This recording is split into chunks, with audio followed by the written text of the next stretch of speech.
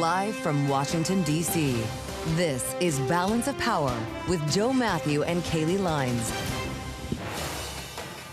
Israel and Iran stop shooting for now. Welcome to the Monday edition as markets cheer the direction of headlines today from the Middle East after President Trump demanded an end to fighting amid a fragile ceasefire. I'm Joe Mathieu alongside Kailey Leinz in Washington. Kailey, it was the first time Iran fired ballistic missiles at Israel since the ceasefire. The stopping of the fighting, at least for now, seems to be giving markets a lift. Well, that is certainly so. A rebound in technology stocks is helping the overall market as well. But you're right, it is a stoppage of a ceasefire break, it seems, at least for now. Though Israeli Prime Minister Benjamin Netanyahu, in a video statement, did say that while Israel is currently halting its attacks on Iran, it will respond with great force if Iran attacks it again. It just underscores how fragile, to your point, all of this remains, even as President Trump contends that he still thinks Iran is desperate for a deal. And that process can move forward if there is no, what did he call it? Stupidity? Or ignorance, I think that's right. Yeah. So it's a shooting ceasefire still. We survived another weekend with shots fired. The ceasefire, though, technically remains in place. And the markets have been clawing back a bit today, Kailey. But there are big questions now that the Houthis are also banning, apparently, Israeli ships from the Red Sea about how long this can last. Yeah. The market right now, though, does appear that it's looking through at least the latest tensions, maybe seizing to the idea that for now, the shooting ceasefire seems to be going back to just more of a ceasefire. But of course, they also have other narratives to contend with. As I mentioned, you're seeing a rebound in tech. It'll be interesting to see if Apple can fuel that further, as the keynote at the Worldwide Developers Conference is happening at this hour. This is going to be the AI one. And so we're going to check in with Bloomberg's Ed Ludlow in just a minute. But first, let's check in with Charlie Pellet on the overall markets up in New York. Hey, Charlie. Hi, thank you very much, Joe and Kailey. Happy Monday. We got Apple shares up now by 2%. The Dow just turning negative. Do want to begin, though, with crude oil. You guys were discussing the so-called shooting ceasefire.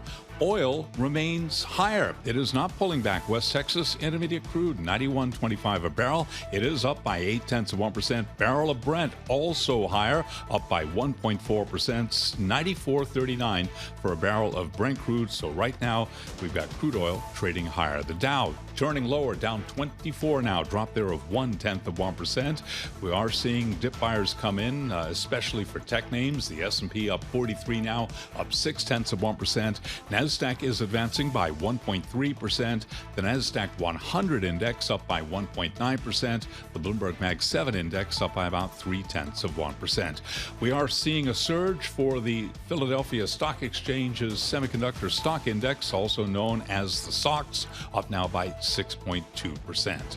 The VIX holding above 18 with a 10-year at 4.55%. The 2-year 4.15%. The 30-year 5.02%.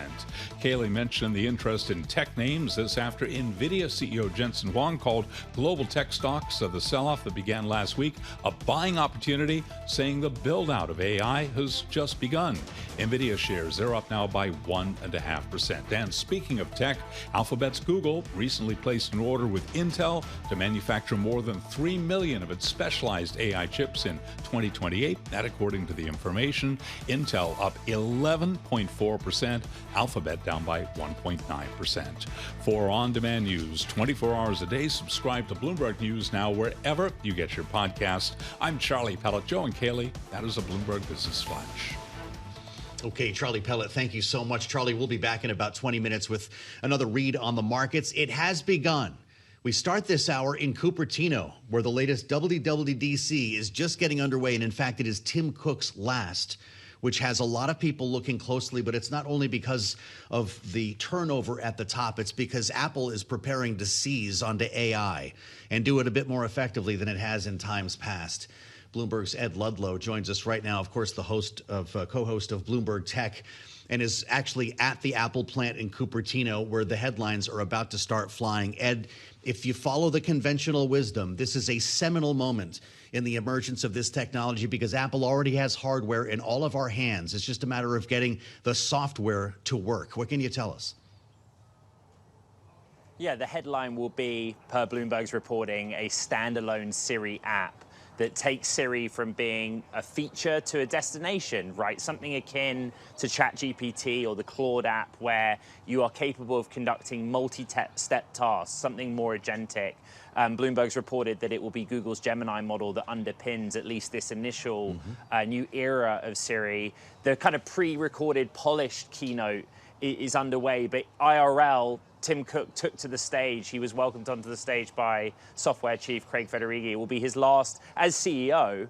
September 1st, he becomes executive chair, but his 15th all told, and an important moment of transition for the company. But Siri needs to work. Well, and does a standalone Siri app, Ed, drive people to buy more iPhones? Yeah, I wrote about this for the Tech in Depth this morning. No is the short answer. Most forecasters see a contraction on a unit basis in the smartphone market this year, although on a dollar basis growing, of course, because of higher prices, input cost, memory being the principal issue. And it's actually Android weakness, not iOS weakness, that's weighing on smartphones in aggregate. But longer term, there's definitely this educational piece, which is, do I need the latest generation iPhone to get the most out of whatever the new AI capabilities Apple unveils today are? And longer term, going into 2028, 2029, all of the market participants I speak to say, yes, that will become a defining feature. Like, right now Siri is, hey Siri, phone Kailey Leinz for me, and it will do it. Great. But what if it was much more than that? It was more integrated, not in just my iPhone on iOS, but macOS as well. You and I could set meetings, share notes, do something of more substance like we can do today with some of the other tools. That really is the test. Well, that's going to be a big test for John Turnus as well. Will it be up to him to implement whatever's rolled out today?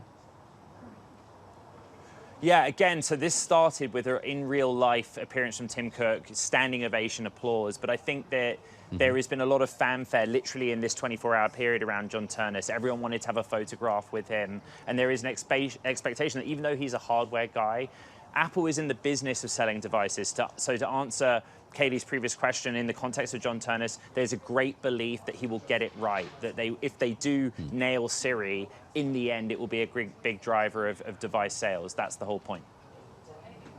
All right, Bloomberg's Ed Ledlow live in Cupertino for us. We'll be checking in with Ed later on this hour as we get more headlines out of the keynote address at this year's WWDC. Thank you so much. Do you talk to Siri? I don't talk to Siri that much. I don't talk to Siri either. But this would presumably mean that we will. When I talk to Siri, it's not on my phone. We have like an Apple HomePod in the kitchen, and it helps me turn the kitchen lights on and off and that kind of thing. So imagine if Siri could do more than that, I guess, is the prospect today. We'll find out together here. We'll get back with that as soon as we can. Yes, but first we also need to go to the White House, as there's plenty of news on that front to digest as well. As we mentioned, Israel and Iran have stopped firing at each other for now. We'll see how long that holds. It does, though, seem that is really the desire and the outcome that President Trump has pushed for, as he's continually pushing for a deal with Iran, though the U.S. is still obviously maintaining its naval blockade in the Strait of Hormuz. This is all things that he discussed in a Meet the Press interview with Kristen Welker, recorded on Friday, aired yesterday. Listen to what the president said. We have the ultimate blockade. I don't consider that a war. My red line would be if I think I wasn't going to make a deal, or if I wasn't going to make a deal fast enough. So we're having very good negotiations with the people that are leading the country now. We'll either have something done fairly quickly, or we'll finish it out militarily. So for more, we go to Bloomberg's Tyler Kendall, our Washington correspondent, live at the White House. So, Tyler, I guess it becomes a question of fairly quickly. The president was pressed on the timeline, and he continually pointed back to wars of the past that lasted years. So where are we now a few months in? Well, Kailey, at this point, we got a lot of fast-moving developments and headlines earlier this morning after what was considered to be the largest flare-up in fighting overnight since the ceasefire was announced back in April. This White House maintains that diplomacy is still a viable option and that they are making progress in the talks. We did hear from Pakistan's foreign minister earlier today urging all sides to come to the table and negotiate. Pakistan, of course, a key mediator in this conflict. And we did get some movement in the right direction earlier today. As you mentioned, President Trump out with a flurry of posts on Truth Social urging an end to the hostilities and that there would be an imminent ceasefire between Israel and Iran. Shortly after, both sides did confirm that they will stop firing at each other, at least for now, because the IRGC came out with a statement saying that the ceasefire will only hold if Israel stops its operation against the Iranian-backed militant group Hezbollah in Lebanon. But then we heard from Israeli media essentially saying that Israel at this point doesn't have plans to stop that specific front in this war, which both Israel and the U.S. have said is a totally separate operation. But Joe and Kailey, as you both know, it does risk derailing the U.S.-Iran talks because Iran has now maintained that a ceasefire needs to extend to Lebanon. It is an interesting development in all of this, considering that just last week the U.S. did help to broker a truce between Israel and Lebanon, but ultimately those terms were rejected by the Iranian-backed militant group Hezbollah. Tyler, thank you so much. Live from the White House, Bloomberg's Tyler Kendall, as we add the voice of Heather Conley. With the American Enterprise Institute, former Deputy Assistant Secretary of State for the Bureau of European and Eurasian Affairs in the George W. Bush administration. Heather, it's great to have you back. Thank you for joining us. I don't know how long we can keep this back and forth kind of whiplash. Lather, and repeat. It's been incredible to see it unfold even within the pre-market hours this morning, to go from the depths to now stocks moving higher on hopes for peace. The president's post on Truth Social, 5:36 a.m. Israel and Iran must immediately stop shooting, in quotation marks. He signed it, President Donald J. Trump. Is that why they stopped? Well, no. I mean, Iran needed to, I think, exert itself here. As we've talked about, the negotiations now have been stuck for weeks. And in some ways, Iran needs to help move that impasse. And Lebanon is the perfect connectivity for them to do it. So they don't want a sustained conflict. They want to demonstrate that they can continue to have ballistic missiles hit the region, that their demands need to be respected. And by linking Lebanon with the conflict in Iran, it places Israel in a terrible predicament. And that predicament really increases the tensions between the United States and Israel, which is not good for both countries. So they're playing a very crafty game, and the president, using social media to say stop. These two have vested interests in continuing. That's the problem. Well, and it's not just on social media. The president also has suggested in interviews, including one over the weekend with the Financial Times, that he's in charge here, not Israel, and yet Israel still retaliated against Iran. How willing do you think Benjamin Netanyahu is? How willing is he to go against the wishes of President Trump? So Prime Minister Netanyahu has a terrible line to walk here. He has to defend and protect Israel from missiles that coming from Hezbollah, from Iran, from the Houthis we saw. And as he does that, again, this is why when the Iranians linked Lebanon to resolution of this conflict, they widened it. I think he will craft this very careful line because he knows he needs the United States, he needs their support, but he must take action to defend his country. Please also remember there's a very important election that's going to happen in Israel in October. Public opinion has, this is not going to be a good election for Prime Minister Netanyahu, and people want some action here, although the Israelis understandably are very tired of this conflict. Well, enter the Houthis once again, who you just invoked, essentially announcing a ban of Israeli vessels in the Red Sea. Is this the most likely reason why hostilities resume? Would this be a whole new shooting war between Israel and the Houthis? Well, it's really the card that hasn't been fully played. If you think about Iran could have used this lever with the Houthis very early in the conflict. I think they held it back. Houthis were certainly damaged in the conflict in 2023, 2024.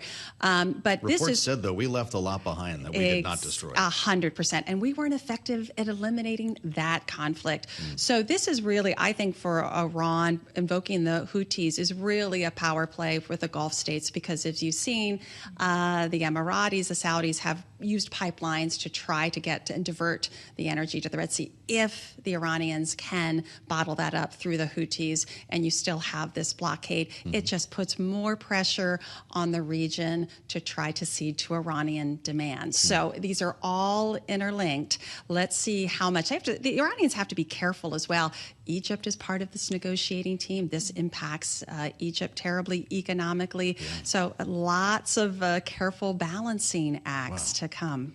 Well, and so when we consider the Houthis, or with Hezbollah and Lebanon as well, how much control does Iran have in the decision making? Should we assume that that link between them and proxies that they have funded is that ironclad, where they can say, you know what, leave the Red Sea for now, we'll let you know when it goes? Or could the Houthis still decide to act kind of independent of Tehran's wishes? Kailey, it's a great question. I mean, we can't give too much credit for the Iranians for full control over this. And I think, in fact, the Houthis were damaged somewhat, and they also don't want to have everything taken away from them. So I think there's some judicious use, but Iran does have enormous sway in support of Hezbollah and Houthis. And as we've seen over the last 48 hours, Iran's ballistic missile program is still quite lethal. It can hit, so it hasn't been degraded as much as we had hoped after the initial conflict in February. Our Republican strategist Rick Davis suggested in a conversation earlier today that Iran is bracing for the long haul. Do Americans need to start getting that into that mindset? I know the president says we're on the verge of peace every 24 to 48 hours.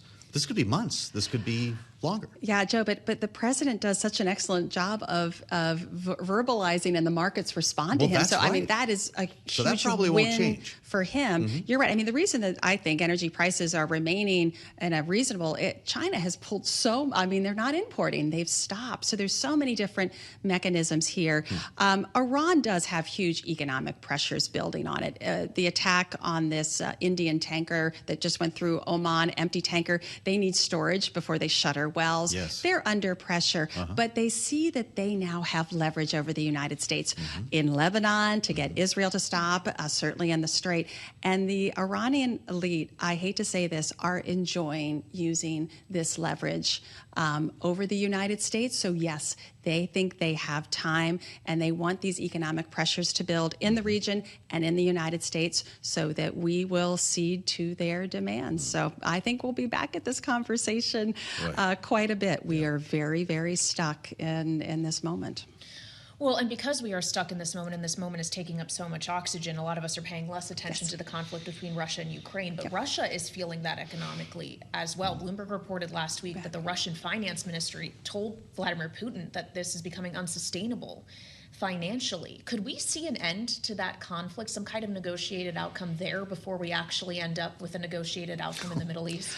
So I think these both are going to be working on parallel tracks. The senior Ukrainians believe that they can continue to apply what they call long-term sanctions, which are their drones that are just attacking Russian refinery capacity. There's energy, fuel shortages within Russia because they're doing such an effective job that they sense that there could be some movement. Look, the Russian technocrats that have been managing the Russian economy brilliantly over the last 4 years to manage all this, they've run out of tricks.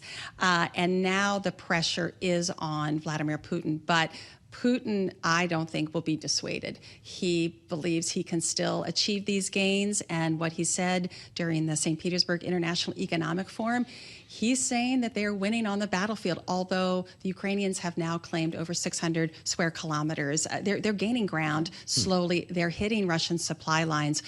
It will continue to be very dynamic, but I don't see any give right now in Vladimir Putin's view. He thinks he can still keep marching forward at great cost, unfortunately. All right, Heather Conley, thanks for being with us. Great to be with you. Non-resident senior fellow at the American Enterprise Institute. Thank you so much. And we want to get a quick check on the markets now as we're seeing this tech rally underway, helping lift broader equities higher. Let's turn to Charlie Pellet for a checkup in New York. Hey, Charlie. Hi, thank you very much indeed. Dip buyers coming back into the market. The Dow, however, does remain lower. Tech-related names are higher right now. Dow Industrials down 11, down 0.1%, down 57 points. S&P 500 index higher by 38. The S&P up 0.5%.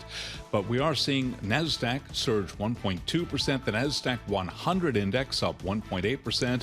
And after Friday's rout, semiconductor names are pushing higher. The VIX, the SOX, the Philadelphia Stock Exchange's semiconductor stock index up now by 6%. The VIX closing in now on 19.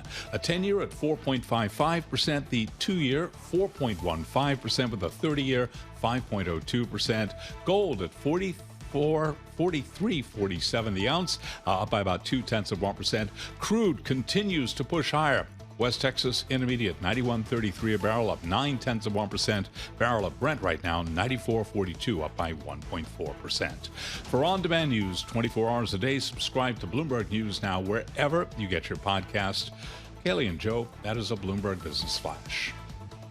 All right, Charlie Pellet, looking at the markets as we kick off a new trading week. Thank you so much. Of course, it's a new working week here in Washington as well, after the Senate in the early hours on Friday passed a $70 billion budget reconciliation bill to fund ICE and CBP for 3 years. We now look to the House this week to get a sense as to whether or not this will easily get across the floor in the other chamber. And I'm pleased to say joining us now is the chair of the House Oversight Committee, the Republican Congressman from Kentucky, James Comer, here with us on Bloomberg TV and radio. Mr. Chairman, thank you for being with us. Welcome back to Bloomberg. And we do want to talk about the investigation your committee just released into fraud in Minnesota. But if we could begin with reconciliation, what is your understanding of when exactly you will be voting on this package and whether the votes will be there, attendance-wise and, frankly, policy dispute-wise?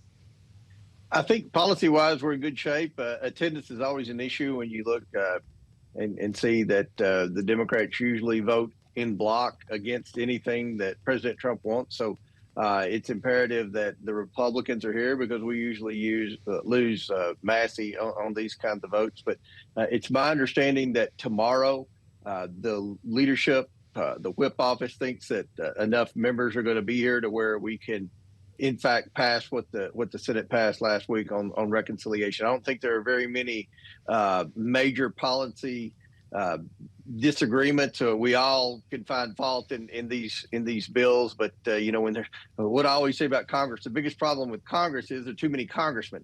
It's very difficult to get 218 votes in the House and then 60 votes in the Senate. But I think we will get 218 this week. Yeah, the math is kind of sticky, Mr. Chairman. Thanks again for joining us today on Bloomberg. You mentioned Tom Massey. There's also Brian Fitzpatrick, who's voicing concern still about this anti-weaponization fund that the president says he prefers. He said he'd be disappointed if it did not see its own creation. How many members does he speak for, or is the congressman from Pennsylvania on an island inside your conference? No, there's a lot of heartburn over that weaponization fund. I don't think that there are many Republicans that dispute that the government has been weaponized. I don't think there are many of us that dispute that there are people who are victims of weaponization that probably deserve some type of compensation. But there were just so many question marks about how it was created, where the funding came from, who was going to determine who received compensation and who didn't. It was just not something that I think was rolled out very well. So I'm pretty confident that's not going to be a part of any legislation moving forward anytime soon. Do you support the idea, Congressman? Or it depends on how it's made up? Well, I have a lot of questions. So right now I'll hold off any support or anything like that. I have a lot of questions, but you can look at my interviews over the past 3 years. I don't think there's anyone that has been more critical of a weaponized government than I have. There are instance after instance where I've given interviews on national TV complaining about the Department of Justice or some other government agency, usually in the intelligence community, that has weaponized or abused their office. So I do believe that that's a problem. It's just a matter of how you create a fund. I think that needs to be debated in Congress. I think it needs to be transparent. And I think we need to be crystal clear on who will be the decision makers on who receives any type of compensation in the future. Got it. Well, and to your point on your concern about intelligence being weaponized, Mr. Chairman, that's why you have expressed some criticism of FISA, specifically Section 702 of the Foreign Intelligence Surveillance Act, warning that it can be abused, that there potentially is risk to civil liberties. That, of course, is a live question this week as those authorities are set to expire on Friday. We are seeing in the Senate that being held up by the president's tapping of Bill Pulte as the acting director of national intelligence. Knowing, Mr. Chairman, he is someone that used non-public mortgage data to go after perceived enemies of the president. Are you concerned that those abuses could happen as he's helming DNI?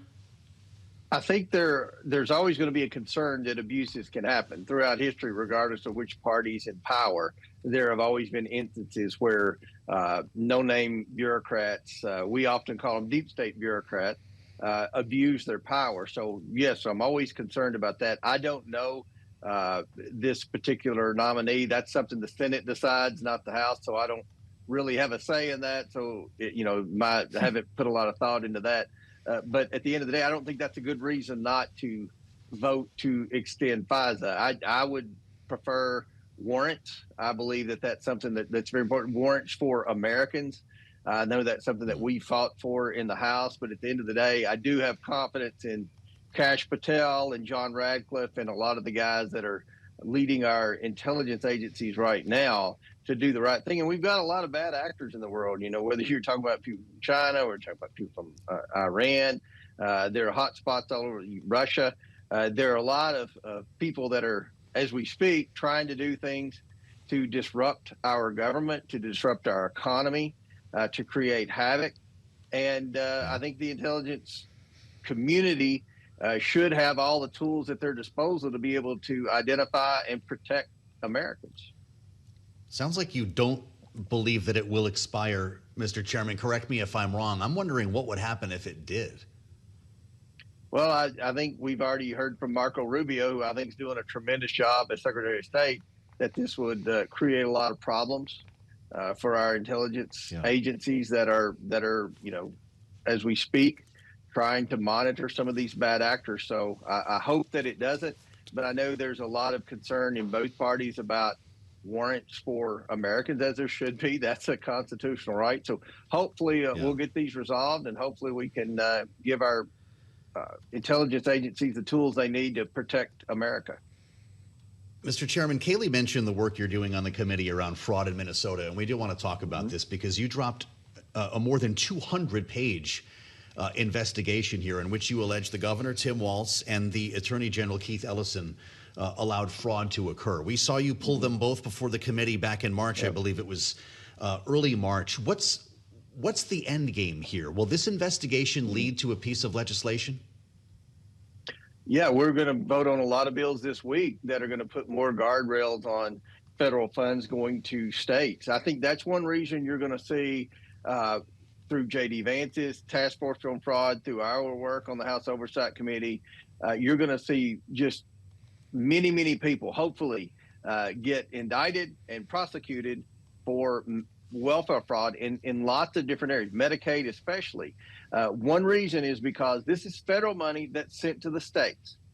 And I think if the states if it was 100% state money, I think they would stay on top of the fraud a little bit better. But because it's federal money, and they don't want to do anything to disrupt the money, if you say, oh, we've got all this fraud here, that might trigger what we're seeing now in Minnesota, where President Trump put the brakes on certain different types of Medicaid funding into Minnesota until they get the fraud under control. So what our investigation did, we had whistleblowers come in who were predominantly Democrat career state employees in Minnesota that have been saying this fraud's been taking place for years, and they had under oath told us that they had warned Tim Walz and Attorney General Keith Ellison, and they didn't want to do anything about it. And I think that's criminal. I think that's something that every hardworking taxpaying American is sick and tired of, sending money to Washington and their hard-earned paycheck, and then seeing it lost to fraud and fraudsters. There's always going to be fraud, but to know about it, to have these state employees blow the whistle and say there's fraud happening here with this particular program, whether it's the daycare, whether it's the hospice program in California, whether it's the Medicaid fraud in Minnesota. Okay. And for the leaders to not do anything, that's what our investigation was focused on. And we had enough testimony and enough evidence, emails, depositions to determine that the governor and attorney general knew about it, yet did nothing about it. Well, and can you actually quantify it? In the report, you write about an estimated $300 million in federal child nutrition funds and potentially $9 billion in Medicaid-related funds, pulling that estimate from the Department of Justice. Were you able to independently confirm those figures, or are these just estimates? The 300 million is confirmed, and there were reports when the fraud was being uncovered, media reports that range anywhere from $1 billion to $18 billion. But we are confident it's over $1 billion, which is that's real money in Kentucky. I don't know that it reached 18 billion because I don't think that would have been 100% of every dollar that went to Medicaid, and a lot of the money did reach the people that it was intended to reach, but a lot of it didn't. And that's where we come in. We want to make sure that every penny that is entitled to someone who's truly disabled, who's truly Medicaid eligible, gets their benefits. And what we're seeing is because Medicaid dollars are being wasted by such a large amount in all 50 states, that a lot of programs that are funded by Medicaid are being cut now. And we believe that we could sustain the current levels of Medicaid spending in America if we eliminated fraud. And the only way to eliminate fraud is to hold people accountable for defrauding the government. And that's what we're trying to do. And we're seeing that in Minnesota. There have been over 36 people arrested in Minnesota. And I think that's just the tip of the iceberg. Mr. Chairman, thanks for coming to talk to us today. James Comer is chair of the House Oversight Committee, Congressman from Kentucky. We thank you for the time. As we assemble our political panel now to weigh in on everything that we just heard, we covered a range of topics. Bloomberg Politics contributors Jeanne Zaino and Rick Davis are with us now. Jeanne is our Democratic analyst and democracy visiting fellow at Harvard Kennedy School's Ash Center. Rick is our Republican strategist and partner at Stonecourt Capital. I want to go back to what we heard from the chairman, Jeanne, about the anti-weaponization fund. Fascinating, as he made very clear that this was toxic. So he didn't use that word, but this was a non-starter for a lot of members not named Brian Fitzpatrick. What did you make of that? Yeah, if I heard him correctly, I think he said there's a lot of heartburn. And then when you asked him if he would vote, if he would vote against it, he wouldn't rule it out. And I think that is what is so astonishing.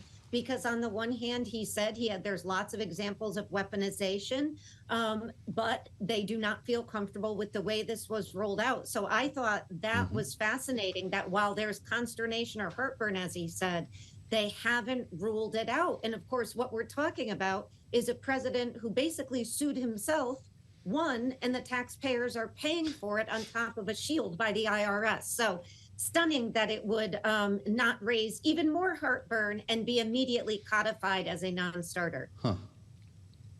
Well, of course, the president suggested in his Meet the Press interview this weekend, Rick, that he still supports the idea of the fund, talked about people's lives who have been ruined, that he knows that Congress would have to act. He'd be disappointed if they didn't do so. But if the chair of the Oversight Committee, James Comer, is suggesting unease around this, is that basically telling you that this would never actually get through Congress if the president were to pursue that?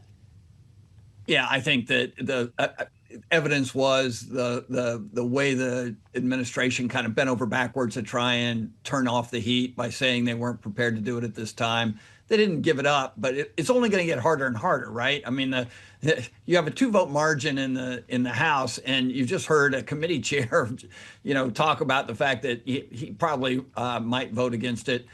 You've probably got 25 other guys who have a lot more reason to vote against it than he does, and I think they'd be lining up to do so. So the House is just a non-starter if the administration tried to implement this, because they would actively go out and have legislation to deny it. And then the Senate's presented with a different issue. Not let's include an opposition to it in a clean bill, but let's actually deal with this House bill that now says we're going to ban it. And I think you'd see a lot of people coming out of the woodwork in the Senate to vote for that bill, do something offensive rather than defensive. So really, yeah, but this Congress is all but done. and who knows what the makeup of it's going to look like after the midterm elections. Do they have the votes for reconciliation today, Rick, with this anti-weaponization fund in mind? And by extension, FISA, it's kind of the same conversation. Is Bill Pulte going to create enough heartburn to keep FISA from being renewed? Well, I was really impressed that the chairman didn't seem to think there was a problem getting FISA done, except it expires on Friday. Something? And there's no vote planned. That's pretty cavalier for an important piece of legislation like that actually has been kicked and kicked and kicked down the road. My guess is they may kick it down the road again, and some kind of a short-term fix. Don't have to deal with any of the opposition. There's a lot of it in the House Conservative Caucus. You know, they want warrants for this kind of thing. They want to attach other things to it. So my guess is the most we can hope for right now is just some kind of an extension that can whip through the House and Senate. On reconciliation, it's clean now. But as you point out, I mean, 2 votes and you've already got people grumbling. There are 16 House members who are retiring from the House of Representatives and not seeking future office. Every one of those could be a vote against reconciliation. Wow. It's a lot of YOLO members. We talk about them in the Senate, but as Rick points out, there's a lot in the House. Just on this FISA issue, Jeanne, even if we were to see a short-term extension, it becomes a question of what will unlock the long-term nod from Democrats so long as Bill Pulte is still in there as acting director of national intelligence. Is it going to take the administration nominating someone for the full-time position before any Democrat is going to cast a vote to extend FISA powers? Yeah, I don't know about any Democrat. I think we could see like a Fetterman. Okay, maybe or not John Fetterman. Exactly.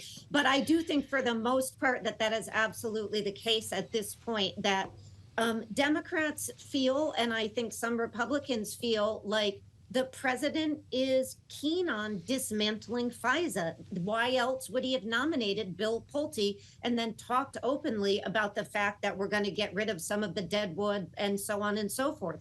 So for people who are serious about protecting the nation's intelligence community and who feel at a time of war and when FIFA coming and all of these threats, that we need this FISA to be renewed, and you know, why he threw the monkey wrench of Bill Pulte in just says to people he's not serious about this renewal. And so I do think they're going to wait and see, does he pull Pulte down, or does he in fact nominate somebody else who at least has some experience in intelligence? The president talked a lot about the anti-weaponization fund in his interview with Meet the Press, which then devolved into a back and forth once again about election integrity. The president restating on a program that aired in June of 2026 that the 2020 election was rigged. He went even further to say that the primary in California just last week was also rigged. Then the back and forth with the host, Kristen Welker, began until the president literally pulled off the mic and walked out. This is what happened on Meet the Press. Your elections are crooked, and you're crooked, and Meet the Press is crooked, and so is ABC, and CBS, and CNN. But Mr. President, you're one-sided crooked networks. All right, let's call it quits, because I've had enough. Thank you, darling. Have a good time. Mr. President, let's please. I traveled all the way to Wisconsin. I've sat in the rain with you. I know. I've sat in the rain with you for an hour, on and off in the rain, and I've given you enough time. You ought to straighten out your press, because you know what? A country can never be great with a dishonest press. Listen, we traveled all the way to Wisconsin for this interview. When the president said that last week's California primary was rigged along with 2020, Welker said there was no evidence. He said, all I have to do is look. Rick, if we're still having this debate this many years later, and the president is expressing anger on the level that he did on a Sunday morning program, what does that tell you about the way he's looking at the midterm election cycle and the primary campaign we're still in? Yeah, first of all, I got to say, the idea that somehow you traveled all the way to Wisconsin is somehow a compelling reason to continue an interview is like baffling to me. Wouldn't she walk there? I mean, what is that all about? Yeah, but look, I mean, we know the president has had a lot of anxiety about these elections, and he may or may not have any ability to articulate what he really thinks. There are a lot of conservative Republicans who don't like the way California administers its elections. Same-day registration, there's harvesting of ballots. There's all these kinds of things. They can't count very quickly. And you would think a country with a state with the resources that California has would actually be able to implement its election process better than this. That being said, it is an old harp that he likes to play. And frankly, I think most of the voting public have just already come to the conclusion that he's wrong on this, and they tune him out when he starts to say these things. Well, when it comes to California specifically, when Kristen Welker pointed out to the president that Republicans were doing well, the president said, effectively paraphrasing him, not as more votes come in. And that is indeed the case in the LA mayor's race. Jeanne, Spencer Pratt looked like he was going to advance to the runoff. That is not to be. Now it's going to be another Democrat going against the incumbent, Karen Bass. But the fact that he came close, what does that tell us about the politics of the moment, and specifically the populism of the moment? Yeah, no reprisal of the hills, Kailey. It's over for Spencer Pratt. And by the way, I would say Kristen Welker did sit in the rain. That was very loud rain. So I give her props on that with the president. They had a roof. They had a metal roof. Go figure. But I do think it says that people are very unhappy, and the leadership out there has been very frustrating. Now, in a state like California, in a place like LA, you'd have to do a lot more work than Spencer Pratt was able to do in a short period of time. But I think it is just indicative of how unhappy people are. And I would just say, let's not forget, Donald Trump's very open about his attacks on the press. He says his strategy is to attack the press because then when they say things, people don't believe them. And that is, of course, a concern for anybody who cares about democracy, because the facts are clear that there was no stealing of the 2020 election. So we should be very, very clear about that, as much as he wants to pull off his mic and run away from the pounding rain. All right, Jeanne, Zaino, and Rick Davis, our Bloomberg politics contributors, thank you so much. Now, as we were talking with Rick and Jeanne, a red headline did just cross the terminal that President Trump's $100,000 fee for H-1B visas has been thrown out by a federal judge, a U.S. district judge in Massachusetts, who called it an unlawful tax that must be vacated. That would be a win for big U.S. technology companies who rely on H-1B visas for a lot of their skilled foreign workers. Of course, the president and the administration is likely to appeal that. But speaking of big technology companies, it's one that is in focus today, specifically Apple, out in Cupertino, where this year's Worldwide Developers Conference is underway. It's all about AI and Siri, and that keynote address is going on as we speak. So let's check back in with Bloomberg Tech co-host Ed Ludlow, who is out there in Cupertino for us. Ed, what are we hearing? Yeah, we got confirmation of a new generation of Siri AI, and Siri is a standalone app. And if you guys bring the stock ticker up, really interesting. We got both buy the news and sell the news within minutes, right? So the moment Siri AI is confirmed, the stock shoots up to a session high, 2.7%. I think we've come off that now back towards session low, 1.4%. But it was spot on, basically, in line with what Bloomberg's been reporting. Much higher levels of capability and functionality. Siri is a much more useful assistant, and what's happening right now is Mike Rockwell, one of the VPs at Apple, is kind of demoing use case after use case after use case. But the confirmation part is that there is a standalone Siri app, and that Siri is capable of doing so much more than the "Hey Siri, phone Kailey" lines. Yeah, Apple shares up about 1.2% now. Ed Ludlow. And you know what's also lower is Alphabet. Google's down about 1%, even though Apple's going to be using Gemini here as the foundation of its AI. Is that because this was already baked in, or because Google is simply replacing its business that it already had with Safari? What do you make of it? Well, again, that would enter the sort of buy the rumor, sell the news trade. Okay. Other than I'd note Alphabet was significantly lower for much of the session anyway. But yes, Gemini is underpinning both the on-device and overall foundation model that Apple's relying on, running on both device and in secure cloud. And that is an important breakthrough, as Apple had framed it, in them being able to make Siri more useful.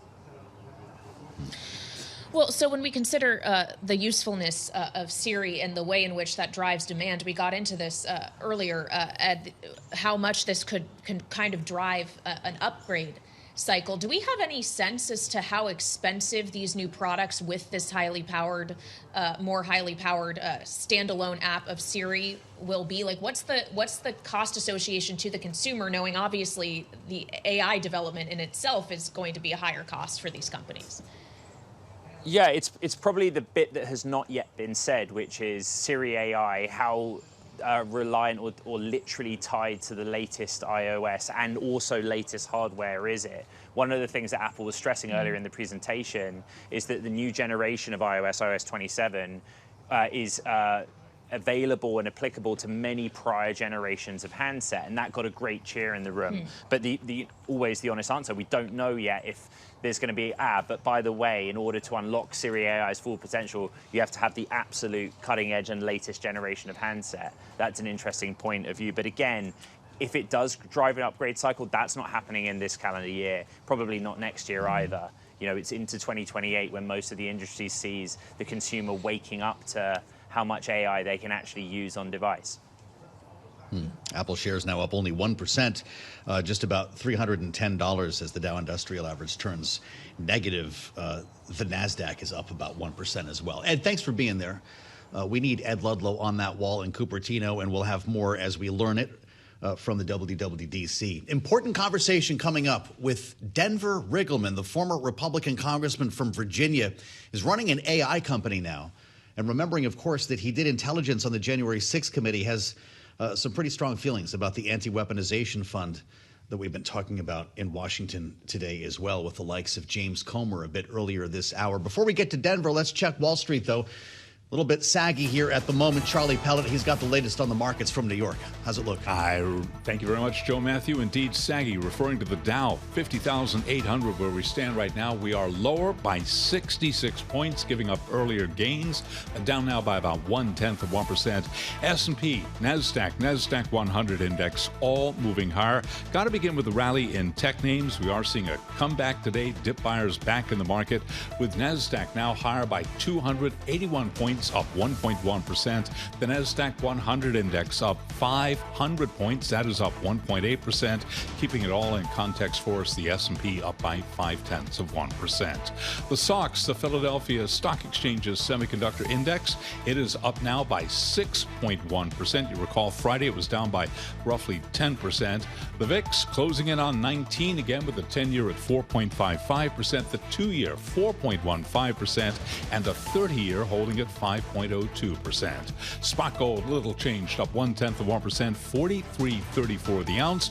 West Texas Intermediate crude up 0.5%, 91.02 a barrel on WTI. Barrel of Brent 94.23.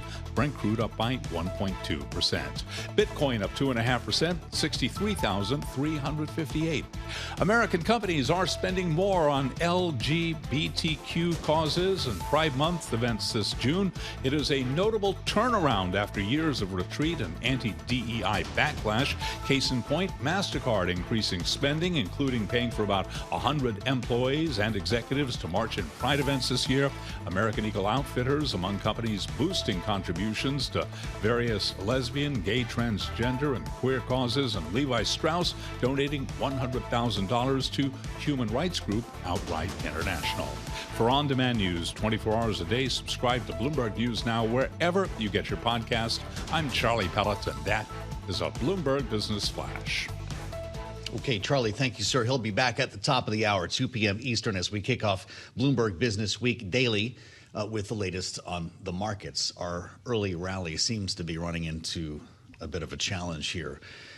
As we wait to hear from the House of Representatives on what happens next to the reconciliation bill, the Rules Committee is set to be behind closed doors at this hour to pick up the legislation passed by the Senate and potentially get it to the floor, most likely by tomorrow, where it is expected to pass. This is funding for ICE, Customs and Border Protection, and it's been held up a bit by a debate over the president's anti-weaponization fund that he told Meet the Press just yesterday. It was something that he would be disappointed if it did not see the light of day. Knowing there was a grand debate in the Senate, Kailey, about all of this, and they didn't have the votes. It came down to one vote in an amendment which would have banned such a fund, using taxpayer money to make up I guess, pay damages for people who have been purportedly weaponized by the government. Didn't pass the Senate. It is still a live issue, however, in the House, and a lot of Republicans don't want this. Yeah, and you have some Republicans, like the Republican congressman from Pennsylvania, Brian Fitzpatrick, willing to actually pursue a codification of the idea that a weaponization fund cannot be put into law. The question, of course, is going to become whether the kind of mass support for it is there. But the chair of the House Oversight Committee, James Comer, did suggest to us that there are a lot of Republicans who have, what did he call it, heartburn? Heartburn on this one, about this. So I wonder what Denver thinks about this. We have a lot to discuss with Denver Riggleman, the former Republican congressman from Virginia who did intelligence on the January 6th committee. In Denver, it's great to see you. Welcome back to Bloomberg TV and radio. Of course, I know that you've been traveling literally the world raising money for your company, Rig Technology, which I'd love to hear more about. But as far as this story is concerned, as somebody who knows more about January 6th than most, the idea, maybe you can speak to the mentality that somebody like Brian Fitzpatrick has in publicly crossing the president, knowing what happened that day, the idea of paying people with taxpayer dollars who attacked law enforcement and in many cases served jail time for it. Does it give you heartburn? Oh, it's much more than heartburn. It's great to be back. I missed you guys. I think Brian is actually sane. I think that's the issue that you have, with other Republicans that are maybe for this weaponization fund. But there's a few things I want to point out. And obviously, you both can ask me any questions. I will answer them. First of all, the number $1.776 billion, 1776 being sort of the rallying cry for QAnon during the stolen election conspiracy theories. And when you're looking at the weaponization fund, I think people have heartburn for two reasons. I think those two reasons are that most of that money will go to Trump donors or recidivist criminals. And that's really what it comes down to, is that this fund is about codifying conspiracy theories. So when you look at, I started this warning, I feel like Cassandra, you're talking about August of 2020, Tom Malinowski and I first submitted the QAnon resolution about that violence could happen based on these type of conspiratorial, this conspiratorial thinking theories. And this downstream effect now is you have Donald Trump and the Welker interview, listening to that when you replayed it, it's sort of stunning. It's much more than heartburn. It's disgust. And it's also this impending fear that the same things we warned about in 2020 with violence in the elections in 2026 and 2028 could come to fruition based on this radicalization path that we're seeing. And I think we have to be very specific and blunt about what we're seeing. It was almost disgusting to me to see people laugh it off or to try to diminish or sane wash what he's saying. What he's saying is that the election was stolen. It's going to be stolen again if he loses. And people that believe this become radicalized, that somehow they have to protect our Constitution by listening to a madman spout lies again. It's just a rehash. And I think that's what scares people. And lastly, I think that it's been institutionalized. You have institutional capture where there is no checks or balances on Trump's craziest thinking. And when you see people like Bill Pulte, Tulsi Gabbard before him, you see the real weaponization is what scares me. Well, on your point on Bill Pulte, and I ask you this as a former intelligence officer, what's the greater risk, that you have an acting DNI who might be able to use intelligence against certain individuals who are perceived by the president to be enemies of his, or that because Pulte was tapped as acting DNI, FISA Section 702 doesn't get extended and goes dark after Friday? Gosh, that's fantastic questions. As you know, I actually built FISA packages. I'm happy to talk about this, but I think there's a couple things here. When you have somebody like Bill Pulte, you already had, again, I said I felt like Cassandra, you already had a Trojan horse in Tulsi Gabbard. Bill Pulte continues that. You have somebody that has only ever told anybody what people want to hear. Intelligence, being ODNI, is about truth, facts, and data. When you have somebody like Bill Pulte, who was a Twitter influencer and really a Nepo baby, you have somebody like that that's in charge at 38 years old with no experience, and you have this active appointment for 210 days. What it is, it's an end run. It's an end run around the Senate. The Senate has to identify and choose somebody with significant national security expertise. It's almost as if our institutional credibility is a form of sovereign capital. And once you start giving away that capital and the trust in those institutions, we have a complete breakdown of not only our financial system, but any system of trust with our allies.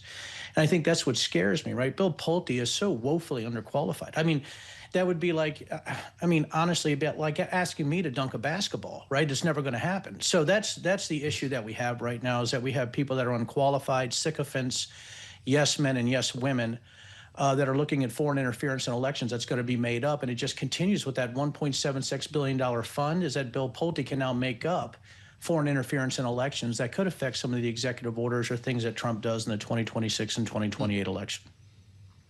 Really remarkable. Institutional credibility is a form of sovereign capital. I'm going to have to think about that. Congressman, were you surprised by James Comer's response to the anti-weaponization fund? He seemed less concerned about FISA, but is clearly turned off here. The president has found the line, it seems, for many in his conference. It was January 6th that did it, huh? Well, they have to, right? Listen, it's so cynical. Right. And it's almost like a form of weaponized ignorance. When you talk about institutional credibility, you can't have it when facts and data point to something specifically as truth. And you have congressional representatives that are so worried about re-election or polling in their specific districts that they're willing to give up the truth and facts to the American people for their own hide. So they get invited to Mar-a-Lago, or they get invited to parties. It's so you know, and when you look at Brian Fitzpatrick, right, and you look at the bravery of some of this saying, this is ludicrous. It's beyond ludicrous. It's the self-dealing we've seen throughout the Trump administration. And again, I think we have to get to a point where adults are back in the room. But again, our institutional credibility is shot when people like James Comer do what they do. And finally, Congressman, we just have a minute left here, but you obviously are now running in Rig Technologies, an artificial intelligence company. And I wonder if you feel like this administration is doing enough to create guardrails around it, because you're focused on cyber specifically. How great is that threat? Are we doing enough about it? Yeah, when you're looking at, you know, I think people need to look at NSPM 11. I think that was just released on June 5th. It was a great question, by the way, and I've read NSPM 11.